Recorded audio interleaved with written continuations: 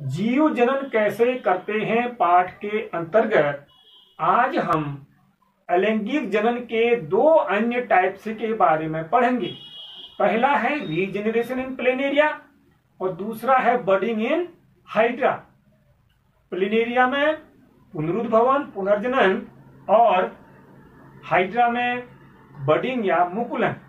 बच्चों, इससे पहले दो टाइप्स के बारे में हमने पढ़ा था, अमीबा में बाइनरी फिजन और प्लाज्मोडियम में मल्टीपल फिजन। बाइनरी फिजन में अमीबा का शरीर दो डॉटर सेल्स में डिवाइड हो जाता था और प्लाज्मोडियम में हमने पढ़ा प्लाज्मोडियम का जो सेल्स है या बॉडी है, पेरेंट्स है, वह दो से अधिक डॉटर सेल में डिवाइड हो जाती है। जो बच्चों रीजनरेशन है सामान्यतया यह जीव में नहीं पाई जाएगी। इस प्रकार का अलैंगिक जन्म तभी होगा जब किसी दुर्घटनावश इन जीवों का शरीर जो है कट जाता है, अनेक भागों में बढ़ जाता है। तो एक सिंगल पार्ट जो कट गया उसमें ऐसी क्षमता है रीजनरेशन के द्वारा वह नए प्लेनेरिया का निर्माण कर सकता है। बच्चों, रीजनरेशन के अंतर्गत हमने प्लेनेरिया का एग्जाम्पल यहां पर ले रखा है। रीजनरेशन प्लेनेरिया में भी होता है, हाइड्रा में भी होता है। इसमें जो प्लेनेरिया का शरीर है तीन भागों में बटा हुआ आपको दिख रहा होगा। प्रत्येक भाग में अलग प्रकार के सेल्स होंगे। ये सेल्स डिवाइड होकर के नए प्लेनेरिया का निर्माण करेंगे। अगर हम पहले भाग की बात करें तो इसके सेल्स में डिवीजन होगा और वह नए स्ट्रक्चर को निर्मित करेंगे, स्ट्रक्चर सेकंड, स्ट्रक्चर थर्ड। इसी प्रकार जो सेकंड वाला पार्ट है उसके अंदर जो कोशिकाएं होंगी वह डिवाइड होकर के नया स्ट्रक्चर निर्मित करेंगे, पार्ट फर्स्ट और पार्ट थर्ड। जो थर्ड पार्ट से है बच्चों वह फर्दर डिवाइड होकर के फर्स्ट स्ट्रक्चर और सेकंड स्ट्रक्चर को निर्मित करने का कार्य करेंगे। इस प्रकार इन तीनों पार्ट्स से तीन हाइड्रा निर्मित हो जाते हैं। इस प्रकार के जनन को हम अलैंगिक जनन कहेंगे। अलैंगिक जनन के अंतर्गत पुनरुद्भवन या पुनर्जनन कहते हैं। बच्चों, आपकी परीक्षा में प्रश्न पूछा जाता है कि हम जैसे जटिल संरचना वाले जीवों में यह रीजनरेशन क्यों नहीं पाया जाता। बच्चों, जो जटिल संरचना वाले जीव हैं उनके बॉडी के अंदर जो सेल्स होंगे वो सेल्स जो हैं टिश्यू या ऊतक का निर्माण करते हैं। इसको आप जानते हैं, आपने कक्षा 9 में पढ़ा है। ये जो टिश्यू या बच्चों डिफरेंट प्रकार के ऑर्गन्स का निर्माण करेंगे। ऊतक जो है अंग का निर्माण करेंगे और ये अंग मिल करके डिफरेंट प्रकार के अंग तंत्र बनाते हैं।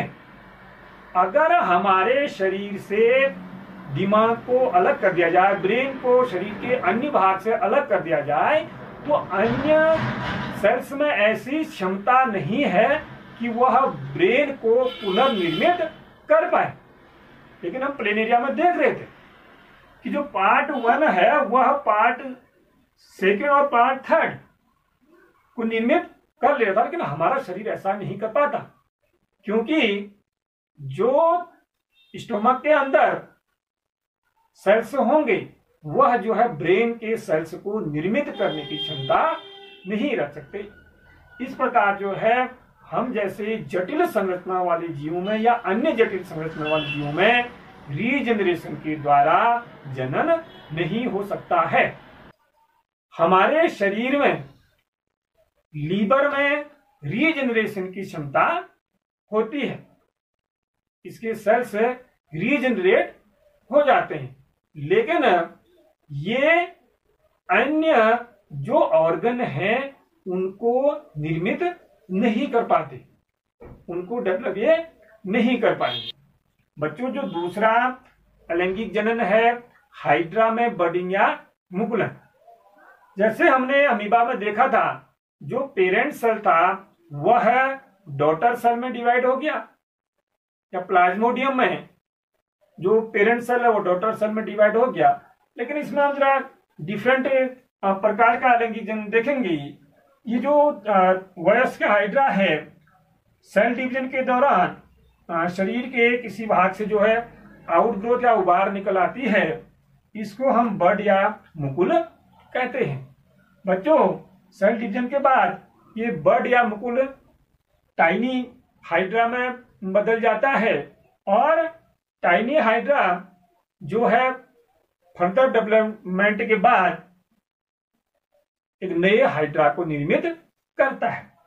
यह नया हाइड्रा डेवलपमेंट पूर्ण होने के बाद पेरेंट्स हाइड्रा से अलग हो जाता है और एक स्वतंत्र जीव बन जाता है। हाइड्रा में मुकुलन के द्वारा जो जनन है, उसमें जो पेरेंट्स सेल है उसका अस्तित्व बना रहेगा। केवल इसके बड से ही नया जीव उत्पन्न होगा, डॉटर हाइड्रा बनेगा। बच्चों, उसके अंदर सारे प्रॉपर्टीज इस हाइड्रा की ही होंगी और उसका स्ट्रक्चर जो है वयस्क हाइड्रा की तरह ही होगा। अमीबा और हाइड्रा में और सेक्सुअल रिप्रोडक्शन में जो अंतर है, इसमें वयस्क हाइड्रा का अस्तित्व बना रहेगा। अमीबा में हम देखेंगे जो वयस्क हाइड्रा है वह डॉटर सेल्स में डिवाइड हो जाएगा।